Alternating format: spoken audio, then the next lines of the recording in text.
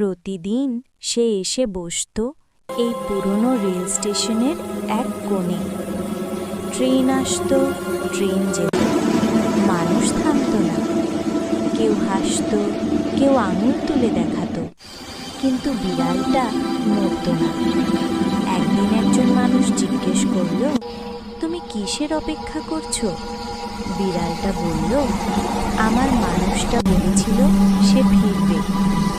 সবাই ভেবেছিল এটা শুধু কল্পনা, কিন্তু সেদিন একটা ট্রেন হঠাৎ থামল।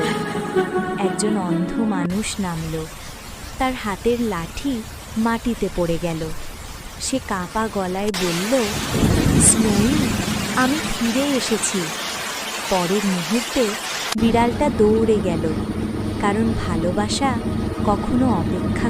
তোমরা আমার চ্যানেল সাবস্ক্রাইব করে দাও দয়া করে।